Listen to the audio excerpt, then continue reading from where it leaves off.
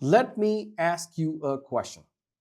If I told you that you could increase your dental practice profitability by 2% without seeing more patients, without adding any days, and without hiring anyone, would you care? Because today I want to talk about two expense categories that quietly drain profit in almost every dental practice and are often the easiest to fix: dental supplies and lab costs. Quick context before we dive in. I am a dental CPA and I work with dental practices providing bookkeeping and tax services. On this channel, we share real, numbers-based insights to help dentists increase profits and reduce taxes based on what actually happens inside dental practices. The numbers I am about to share are real averages from practices we work with and do bookkeeping for. So let's start with the data. These are average numbers from January through October of the year 2025. Dental supplies, 5.38% of collections. Lab costs, 5.6% of collections. Combined, they're just under 11% of collections. Now, here is the important part. These are just averages. That means some practices run these categories closer to 4% and others well over 7%. Same dentistry, but very different percentages. Benchmarks don't mean you're bad if you're above them. They mean there is opportunity to improve. When we see practices spending 6.5% on supplies, 7+% on labs, it's rarely because the dentistry is better. It's usually poor ordering controls, too many vendors, no cost awareness, no review of the ordering process. And the scary part? Most dentists don't feel this at all because these expenses trickle out in small amounts. Now, let's make this real with an example. If your practice does $1 million in collections, 2% is about $20,000, 4% is about $40,000.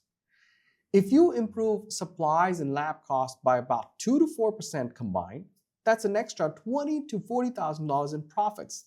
Not revenue, profit. Ask yourself, what would you do with an extra $40,000? Pay down debt? Take home more? Build cash reserves? Would that reduce your stress in any way? That is real money, hiding in plain sight. Here is why I love these categories. Supplies and lab costs are often easier to fix than payroll, rent, associate compensation. Why, you ask? Because no one loses their job. No schedule changes are needed. No patients are affected. No long-term contracts are required. You are just tightening the system. That is it. Here are a few things that actually work. Limit the number of supplies. Assign one person to manage ordering. Review ordering monthly. Eliminate duplicate products. Train doctors on cost awareness. Most practices don't overspend because they're careless. They overspend because no one owns the process. Lab costs are similar. Effective strategies include reviewing labs annually, comparing lab costs, price shopping, standardizing materials where possible, tracking lab costs as a percentage of collections, knowing which procedures drive lab spend. Lab quality matters, but higher cost doesn't automatically mean higher quality. At the end of the day, you need to shop around if your lab or dental supplies costs are more than these averages. Here is the takeaway.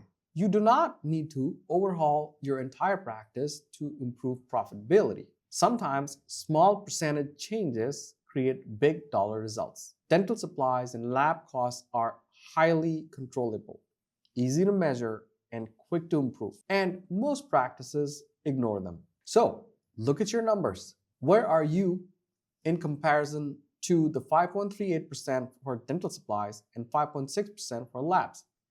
If you're above that, you don't have a failure problem, you have an opportunity. If you want more real-world, numbers-based insight into dental practice profitability, subscribe to the channel, and I'll see you in the next video.